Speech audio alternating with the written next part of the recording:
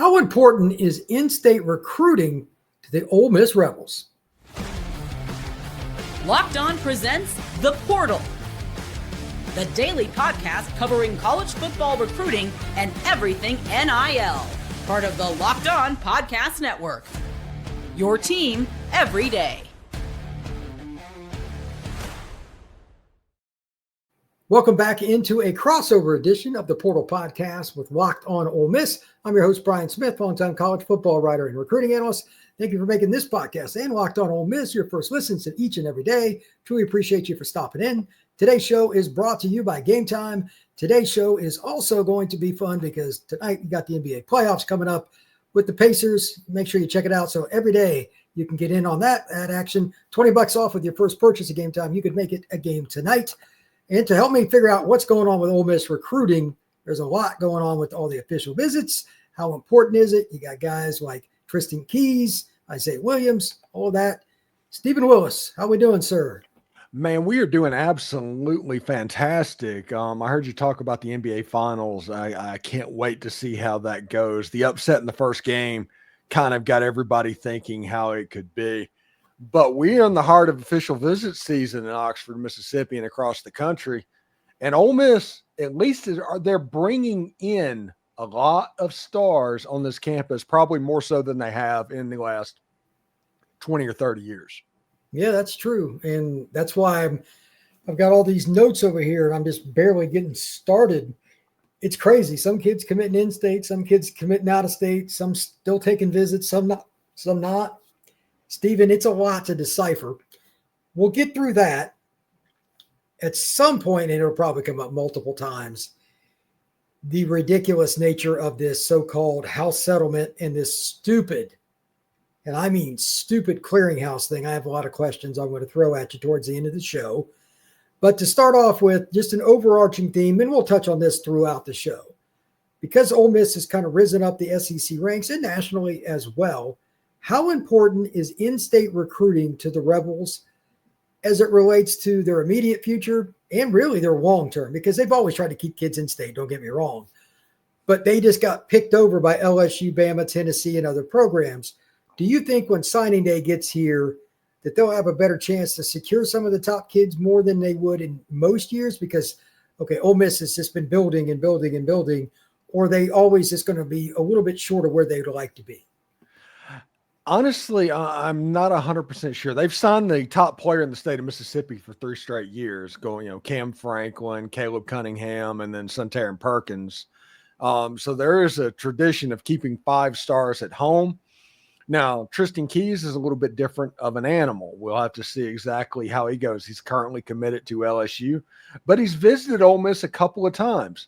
I think that in-state recruiting for Ole Miss is more important than, say, Alabama, who famously last year, I think, signed 1 player in the top 10 or something like that. Yeah, they did. In the state of Alabama. Ole Miss needs to have a population inside the state that they can lean on. And as Mississippi gets football and the high school ranks gets better, Ole Miss is going to get a little bit better as well. It also helps that the other SEC school in the state, they're not recruiting at an extremely high level or even a high level at all. And Southern Miss has just become the ULM of the state of Mississippi. So those factors in the state of Mississippi means that probably in-state recruiting is very important to Ole Miss because it's your opportunity to get high-level players at a more frequent basis. Yeah, it's easier to get the kid that's within a 300-mile radius of your campus, maybe 400, something like that. Say Mississippi's obviously massive, but from South Haven all the way down to Bay Minette and all those little towns along the coast and everything else, there's just so many different places, Pascagoula and everything. The talent's incredible. So I think that's something that I'm curious about because they're losing some kids right now, but you and I joke about this all the time. We'll see where the kid signs. Yeah. Tristen Keys, we both know that one's really hard to read. I'm not going to try to throw out a crystal ball pick on that one at all, LSU or otherwise, because everybody wants Tristen Keys. But there's 3 or 4 other really good receivers in the state. Plus, like Jace Matthews could end up being the best one of the group when it's all said and done. Who knows? That could be an Ole Miss Auburn battle. That's a great, great prospect. He's from an itty-bitty town down in southeastern part of the state. So we'll see how that goes. But I just want to throw out a few random tidbits from around Ole Miss recruiting land here. Corey Wells, is it Petal or Petal, Mississippi? I never Petal, Mississippi. It's right outside of Hattiesburg. Okay. Yeah. It's the other side of Hattiesburg from Oak Grove, but Hattiesburg, Oak Grove, and Petal are all right there together. He is committed to Texas. That was about as random as it gets.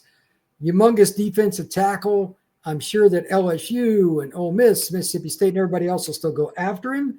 But he visited the Rebs a few weeks ago. Isn't that correct? Yes, he did. And from all accounts, had a pretty good visit. But the problem is, if you get to Texas and they decide they want you, they have the ways to make it to where it's very hard to say no. Yeah, I know they'll pay over $1 million for elite defensive tackle talent. They did it last year. So that could be part of that. We'll see if he ends up taking visits in the fall or if he's shutting it down. We'll know more in the next week or so. I've heard J. Raylan McCoy could end up at Florida, also could end up at Texas. He took a visit to both those schools recently. I don't know where he's going. I would just hold off worrying if he does commit, but he's a defensive end out of Tupelo. He's a lot of fun to be around. Tristen Keys, we talked about. Miami might be trending up a little bit with him, but he's been to Ole Miss 2 or 3 times this year. I can't remember what the number is. So they're certainly still in the mix. He might be the best receiver in the country. I certainly have him ranked number 1 in my rankings at the wide receiver position. A kid that I'm curious about is Emmanuel Tucker. You and I were just talking about him off air just a little bit. Big kid, 6'6", 6'7". These are the guys in particular, in my opinion, that I think Ole Miss needs to keep home. When they get linemen, they're good.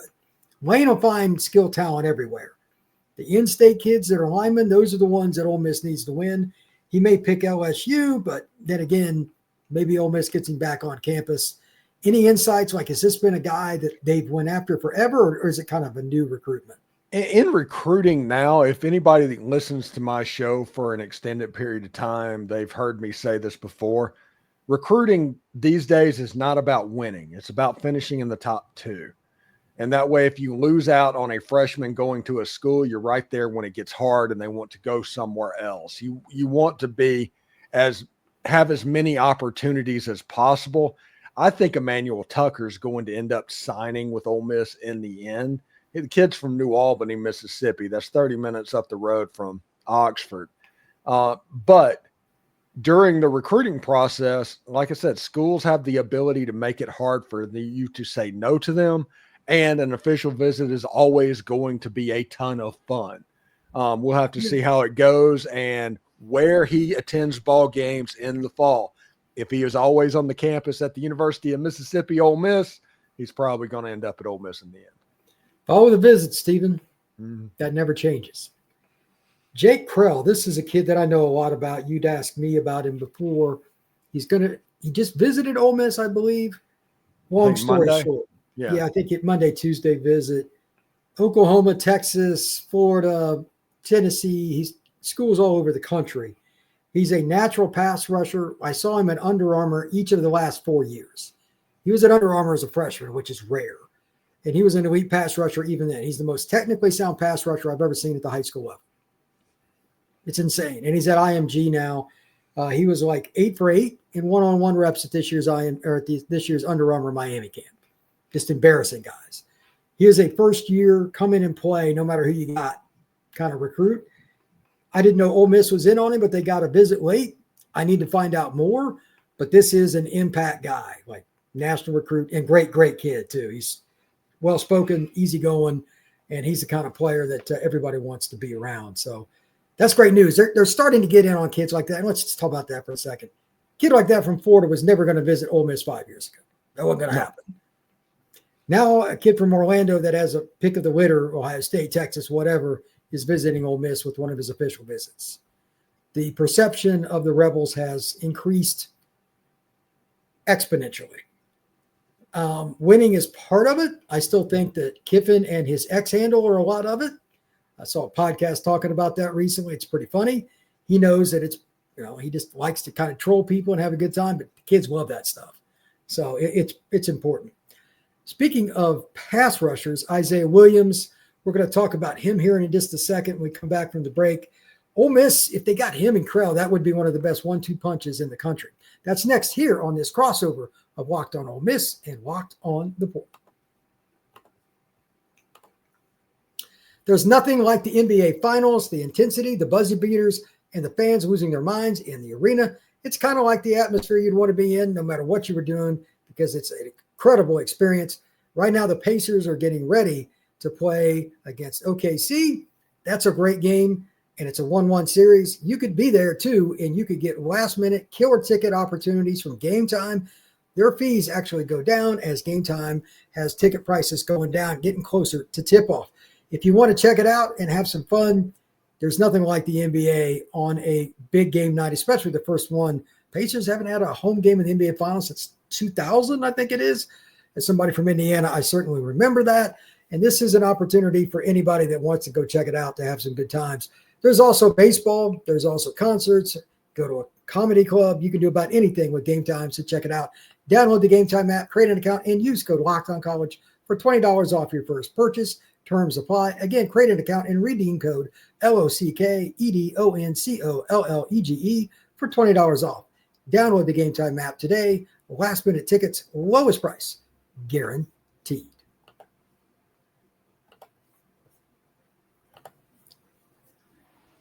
Thank you once again for making the Portal Podcast your first listen, or Locked On Ole Miss your first listen, whatever it is you want to do. We are both free and available wherever you get your podcasts and on YouTube. Appreciate you stopping in. Stephen, once again, thank you for doing the show again today. Let's talk a little Izayia Williams. Speaking of pass rushers, we just talked about Jake Krell out of IMG Academy. There's another Florida kid out of Tavares, just outside of Orlando. Izayia Williams committed to Ole Miss. He's going to visit Florida, I heard. I heard that earlier today. I don't know where this is trending, but my guess is this is going to be, as they say, a marathon, not a sprint. And maybe he takes another visit even the last weekend on June 20th. The 13th, he's going to see the Gators. I don't know if he's visiting anybody June 20th. It could be North Carolina. It could be somebody else. I'm not sure. But his recruitment is just in crazy land because everybody's trying to get him on campus. We'll see. But guys that are 6'2", 215 and run 4.6, they're always coveted. So a big-time athlete. Have you heard anything about his recruitment? I've heard just little bits here and there. I've heard it's going well, but there were people that were, I think the phrase I heard was cautiously optimistic at this point, even though he's hard committed, because he's official visited to Ole Miss already. And last weekend, he unofficially just popped in the same weekend that Deuce Gerald's was there to visit Ole Miss. Oh, that's good. Yeah, that's a very good sign. Him going to Florida, I expect they're still going to keep recruiting him, but he's a Florida decommitment already. That has to be a little bit weird. We'll see how it goes. I think the next step will be getting him out to a ball game. Follow the visits, as we always say. That's correct. If you start getting him in October on visits on your campus, you have a chance to land this prospect. Otherwise, he's decommitted 3 or 4 times. That has to be taken into account, but Ole Miss is doing and looking about as well as you can at this moment. That's fair. Hard to find pass rushers, Stephen. And that is what Izayia does. Beal, I forget the kid's first name, but Beal, the kid from Arkansas, Danny Beal, he's a really talented player. I don't know much about what goes on with the Arkansas kids. We never get much pub with them. What's the vibe there? Because every now and then Ole Miss will sneak a player out of there. What is this a realistic option, or is it just fantasy here? I think it's a realistic option. Anytime a kid from another state is interested in your school, there's a reason to be optimistic, but there needs to be a sense of realism if a player all of a sudden they turn the heat up in state. Especially in a one school state like LSU and Louisiana. Whenever LSU cuts it on, it's going to be a hard pull. But Arkansas is low-key a smaller version of that, where kids kind of grow up wanting to be hogs. He canceled his official visit, I believe, to the University of Arkansas. That has to be a good sign for Ole Miss. We'll see exactly what it looks. He's 6'3", 300 pounds. He could grow into that 0 tech or that 1 tech on the defensive line and kind of be an anchor. If you talk about the outside pass rushers that Ole Miss and Randall Joyner are going after right now, Danny Bill would kind of fit that mold of what you're looking for as a very interior defensive line. Keep an eye on Arkansas and see how that goes. But again, just like Izayia Williams, it's going pretty well right now. Well, that'd be a big addition. When you get the interior D lineman, it really changes things quite a bit. Anthony Davis, linebacker at Grayson High School. Did he take his OV already to Ole Miss or no? I think so. I think he was there last weekend. June 6th, he was there with Deuce Gerald's. This is a recruitment that Ole Miss is probably in better shape than anybody that's not committed to the University of Mississippi. They feel really good about Anthony Davis, but We'll see. The official visit season can go 2 or 3 different directions, and at any point, a kid can change his mind. He can fall out of love with you. You're dealing with 17-year-old kids throughout this process, but I know they feel really good about Anthony Davis right now. I know that Auburn has really went after him too, but he's visited several times and hasn't committed, so I wouldn't be surprised if he ends up at Ole Miss. DJ Williams, the young man that I know from Carrollwood Day down in Tampa, he took his visit. Sounds like it went great. Missouri, Louisville, or a couple other schools involved with him. Saw some of the photos and stuff online.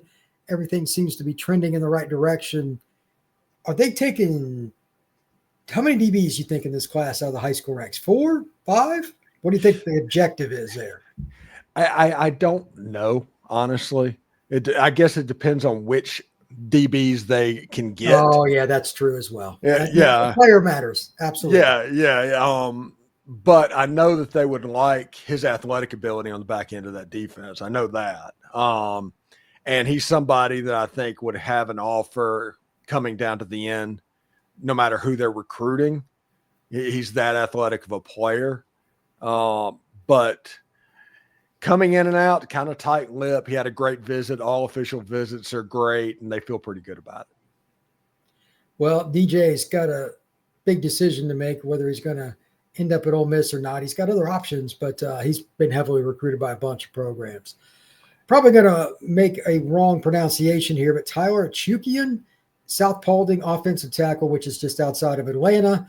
Sounds like Ole Miss is trending with him. He's like 6'5", 290. A kid, this is another kid out of the Atlanta area. Atlanta and Dallas, so soon to be the 2 cities that Ole Miss has made the most inroads with outside of their own state in the last year or two. I mean, Memphis is kind of their home city, if you will, but it doesn't produce as many players as it used to for some reason.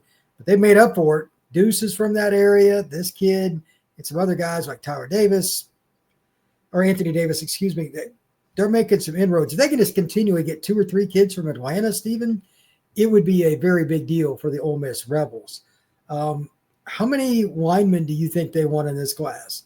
Because I think on offense, if they could get the tackles, I think they'd take 3 of those. Everybody would. But if they could get 5 linemen, would they go that high? I think they would, especially in the high school ranks, because what they've noticed over the last couple of years in the transfer portal, the homegrown offensive lineman is kind of where it is. Get your skill position players in different places, and you can use the transfer portal for that.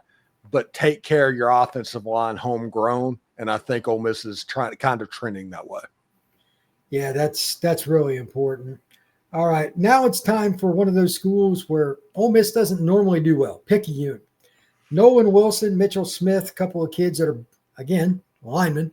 Nolan Wilson's one of the top defensive linemen in the nation. Mitchell Smith's one of the top offensive linemen. I'd heard Vandy with Mitchell, which is kind of surprising. I believe his brother went to Mississippi State a couple of years ago. Nolan, it could be LSU, it could be Ole Miss, it could be Alabama, it could be Auburn. He's got offers from everybody. What's the word on Nolan? Because I know that's a priority recruit for the Rebels and Lane Kiffin. Is there anything trending there, or is it just too early? Honestly, I haven't heard anything. That's been pretty tight-lipped to what's going on. If he gets up to the visit, I'm really curious because he is a Picayune kid, and Ole Miss has struggled with Picayune kids over the last several years. If he gets to Oxford, has a good time, this could be a situation to where, hey, he really is having a good time, but we don't want to believe it because of where he went to high school. And he could be telling us the truth the whole time. So if he gets to Oxford, has a good time. Yeah, it would not surprise me at all if momentum started to pick up immediately after that visit, if that makes sense.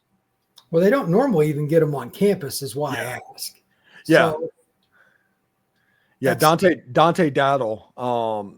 I thought he was committed to Ole Miss until he didn't. Yeah. Yeah. Went to Oregon, then I don't know where he transferred to. But and then the other one was Chris Davis, the running back that went to Stanford. Yep. Which is hard to be mad at a high school kid for going to Stanford. Yeah, it's an elite academic institution. I get it. Yeah. I get it.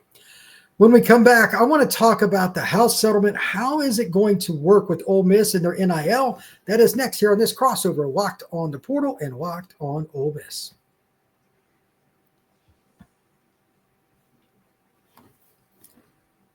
Thank you once again for making the Portal Podcast and Locked on Ole Miss your first listens each and every day. Thank you to Stephen Willis for doing this crossover with me. Enjoy talking some Rebels football and SEC, but now something even broader because it impacts everybody and especially Ole Miss. And I'm kind of curious on how they're going to do this. Ole Miss has improved its NIL steadily and they've gotten better at it. But now the House settlement will go into effect. It's been settled, if you will, July 1st. The NCAA has allotted up to $20.5 million per athletic department that will go directly to their student athletes. This is for the whole athletic department, not just football. It's for everybody. I'm guessing 15 to 17 million of that each year would go to Ole Miss's football team, just as a rough estimate, but that's somewhere in that range. Anyway, the other point of this is really, really important. How does it happen with the outside entity? That's just the school. That does not count the collective. Here's what people need to know if you haven't read into this or even really tried. There's going to be some kind of quote unquote clearinghouse where if any deal over $600 has got to go through it, if it involves a player to make sure they're not just getting paid for play. But that's what this is. What's not. So it's a joke in the first place. Let me just throw that out there. I'm not a fan. Secondarily, Stephen, how does this work? Kid's got one day to decide. He's down to Ole Miss, LSU, and Auburn. Let's just throw out whatever. Money's on the table. The deals are set with Auburn and LSU. His deal from Ole Miss goes in the clearinghouse, and they're dragging their feet on clearing the deal. Well, the kid doesn't want to wait. How does that work? It could be any of the three schools. Anytime I'm going to tell you right now, that's going to cause a lot of problems. Yeah, anytime you have the word clearinghouse and NCAA in the same sentence, there's problems that's going to go behind that. I can't believe they used that word after the trouble that it's caused over the last 20 or 30 years. The NCAA clearinghouse has been a nightmare for the entire bit of its existence. And you're right. If the kid has, let's just throw out numbers. He has 100K at LSU, 110K at Texas, and he has a 150K offer at Ole Miss, but the clearinghouse is holding it up. That kid's going to Texas because of a bird in the hand is better than two in the bush. That's the way it works. It doesn't matter what you offer if it can't get through. So that's right. It should be interesting to how Ole Miss is going to do it. Now, I had Walker Jones on my show Monday, and he would never talk about percentages and how they're going to fund each sports because he's smart. But we will talk about stuff like that. Like you said, I expect 90% of the money to be going to football, period. I mean, football does everything. I expect 5 to 7% to go to men's basketball. And I expect the rest goes to every other sport, and then the collective kind of fills in the gap for what's needed. I think that's the way it's going to look. But they're not going to risk football. Football is going to get the lion's share of the rev share because they want to make sure that's guaranteed and let the collective and the clearinghouse and all that attack baseball or golf or tennis or other sports down the list. They're not going to put football on the block, in my opinion.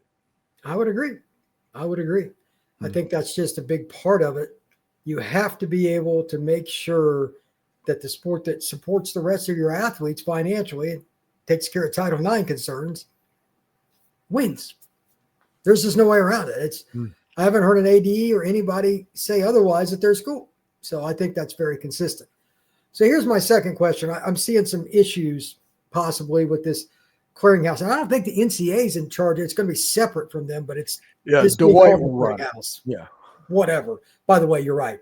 Terrible choice for the name. Terrible. But anyway, with this, I'm also curious about what they're going to look at as fair market value. How in the world are they not going to get sued because the players are not going to be employees before anybody asks? They don't get a chance to represent their side. Somebody else gets to negotiate it without their consent. Yeah. It's taxation without representation. That's exactly what it is. It's taxation without representation. No court is going to let them limit that money whenever it gets challenged.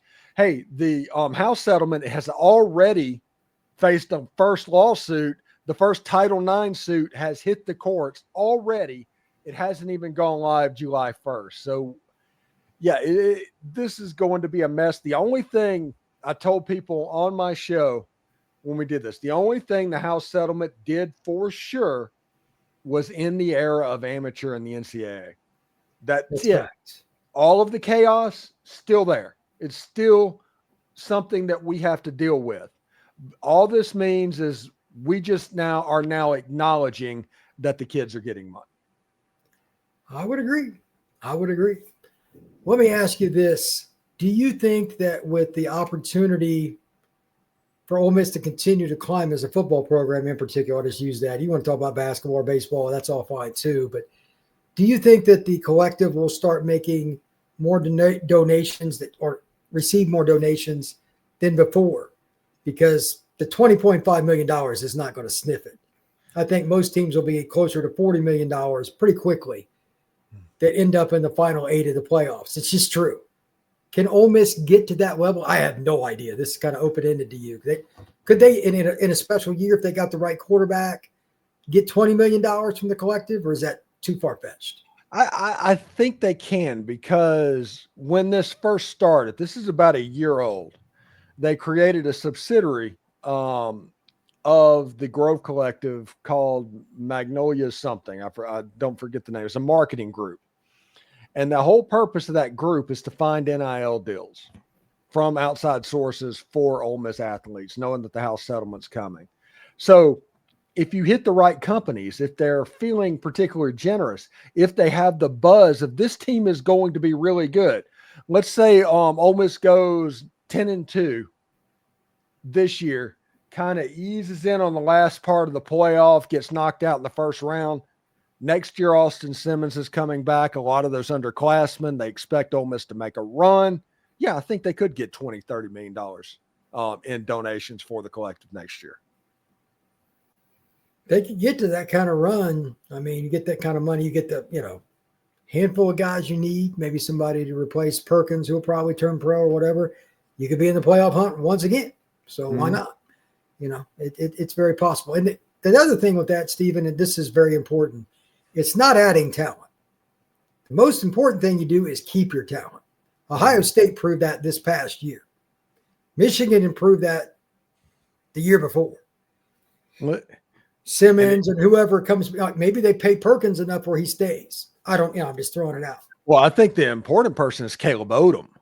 He's 6'5", 230 pounds, and a sophomore. Yeah. He's somebody that is going to be a big part of this offense for the foreseeable future. He is the red zone target. He is the flex jumbo wide receiver, the Evan Ingram with maybe a little bit more athletic ability than Evan Ingram. He has a chance to be special once he develops, but you have to get him to the development. So that's going to take a little bit of time. There you go. Last question, I'll get you out of here on this, Stephen. Where do you see Ole Miss with all this stuff? Do you think they'll be a trendsetter, or are they just going to kind of feel it out? They will always be an early adopter as long as Lane Kiffin is the coach. They will always do what they will try, and if it doesn't work, they will get rid of it. They are quick, they are mobile, and they're not necessarily efficient, although the collective is very efficient. Lane Kiffin is not, because of his willingness to try new things. He's not risk averse. Nothing wrong with that, my friend. Tell everybody where they can find your work. You can check me out on the Locked On Ole Miss podcast on YouTube or wherever you get your podcast. Hit me up on X at the Stephen Willis. We have a good time. We do a lot of perspectives on Ole Miss football. We try and figure out as many different thoughts of different groups about Ole Miss football, and from there we'll eventually get to the truth. That's kind of what we do. But I appreciate it. Absolutely, sir. Appreciate you having me on today. We will also be wherever you want to find us here on the Portal Podcast, YouTube, Spotify, Apple, and everywhere else. Like and subscribe. Leave a comment. It helps us out a ton. We will see you again soon.